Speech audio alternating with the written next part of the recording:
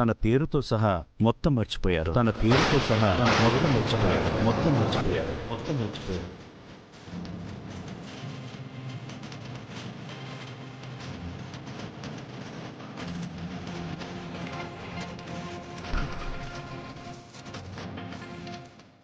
అదేంటి doctor, operation success అయింది కదా, ఇదెలా జరిగింది?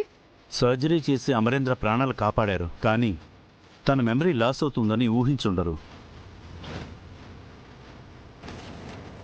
ప్రమాదాల్లో తలకి గాయమైన పేషెంట్స్కి అరుదుగా ఇలా మెమరీ లాస్ అవుతుంది.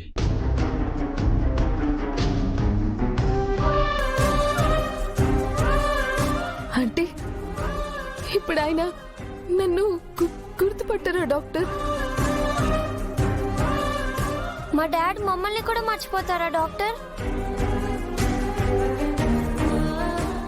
మేమెవరం డాడీకి గుర్తులేమో అంకుల్.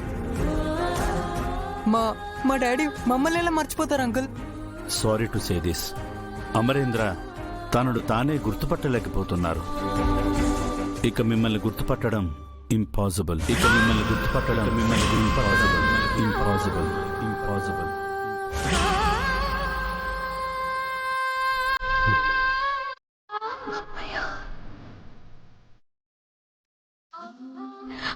అంటే ప్రమాదానికి ముందు ఏం జరిగిందో కూడా అమర్కి గుర్తులేదా డాక్టర్? గతంలో తనెవరు, ఏం చేసేవాడు, తనకి ఏం జరిగిందో ఇవేమీ అతనికి గుర్తులేవు.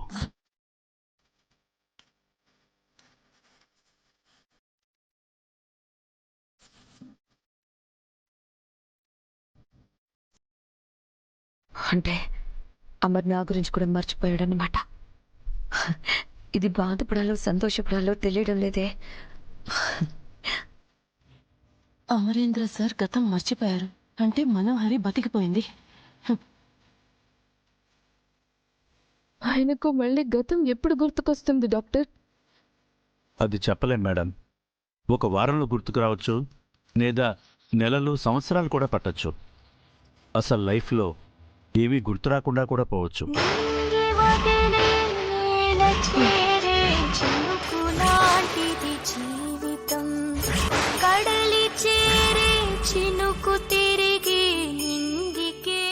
డాక్టర్, ఎంత డబ్బు ఖర్చు అయినా పర్వాలేదు, ట్రీట్మెంట్ కోసం ఎక్కడికి తీసుకెళ్దామన్నా తీసుకెళ్దాం. ఓకే డాక్టర్, మీరు చెప్పినట్టే చేస్తాం. ఆయన్ని హాస్పిటల్లో ఉంచడం నాకు ఇష్టం లేదు. ఇంట్లోనే పెట్టుకొని ఆయన్ని కంటికి రెప్పలా చూసుకుంటాం. మళ్ళీ చెప్తున్నాను, మీ అందరి కేరింగే అమరేందర్కి ట్రీట్మెంట్. మీ ప్రేమే అమరేందర్కి medicine.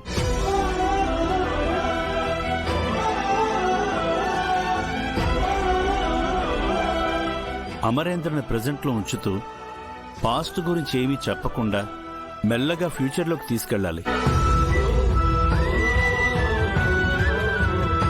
I wish you good luck. వెళ్ళొస్తాను.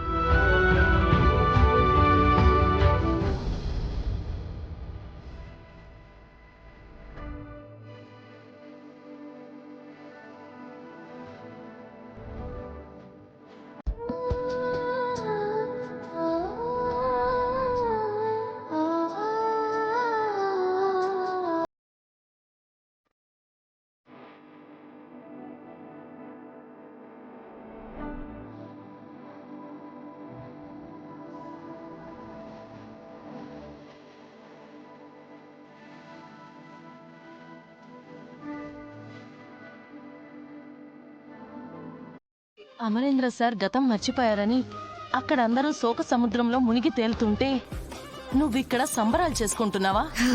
అమర్ గతం మర్చిపోవడం వాళ్ళకు మైనస్ అయితే నాకు ప్లస్ కదా.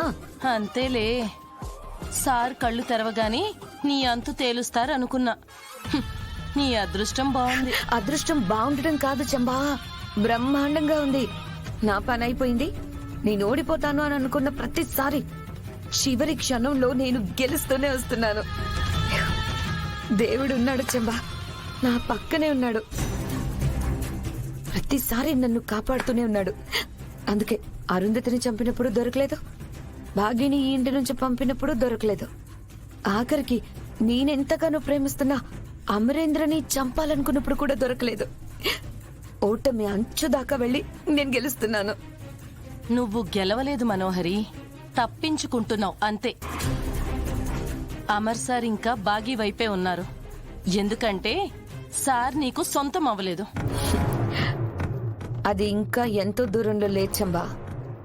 అమరేంద్ర దాదాపు చచ్చి బ్రతికాడు, కానీ ఈ కొత్త జన్మ నా కోసమే అమర్ మళ్ళీ పునర్జన్మెత్తాడు. సారు గతం మాత్రమే మర్చిపోయారు. ఆ గతం ఎప్పుడైనా గుర్తురావచ్చని డాక్టర్ చెప్పారు కదా. ఎప్పటికే ఆ గతం గుర్తుకు రాదని కూడా చెప్పాడు. అమర్కి తన పేరు కూడా గుర్తులేదు. ఇక నేను అరుంధతిని చంపానని, రణ్వీర్ భార్యనని, నేను చేసిన ఎన్నో తప్పులతో సహా అమర్కి ఏది గుర్తులేదు. అమర్ ఇప్పుడు ఒక వైట్ పేపర్. ఆ పేపర్ మీద నా పేరు రాసుకుంటాను. అమర్ నన్ను ప్రేమించి పెళ్లి చేసుకునేలాగా చేస్తాను. చంబా, నా కళ నెరవేరిపోతుంది. నువ్వు ఇవన్నీ చేస్తూ ఉంటే ఆ బాగీ రాథోడ్ చూస్తూ ఊరుకుంటారా? ఊరికే ఉండక ఏం చేస్తారు? అమర్కి ఇప్పుడు అరుంధతియే గుర్తులేదు. ఇక ఈ బాగి, దాని కూతురు, పిల్లలు, ఆ రాథోడ్ ఏం గుర్తుంటారు? ఒకవేళ వాళ్ళు గుర్తు చేస్తే? వాళ్ళకంటే ముందు అమర్ దగ్గరికి నేనే వెళ్తాను. నా గురించి నాకు అనుకూలంగా నేను చెప్పేసుకుంటాను. నా పక్కనున్న దేవుడు నాకు ఈ సెకండ్ ఛాన్స్ ఇచ్చాడు. నాకు బంపర్ ఆఫర్ ఇచ్చాడు. ప్రతిసారి దేవుడు నీ పక్కనే ఉన్నాడని అనకు మనోహరి. నీ పక్కనే ఉన్నది నీ మాజీ భర్త రణవీర్, దెయ్యంలో వెంట తిరిగే ఆ అఘోరా. క్షుద్ర పూజలు చేసే నేను, మా వల్లే నువ్వు ఇక్కడ దాకా వచ్చావు. మీరు నాకు సాయం మాత్రమే చేశారు, కానీ ఆ దేవుడు నేను ఊహించని వరమే ఇచ్చాడు. ఇక్కడి నుంచి చూడు చంబా,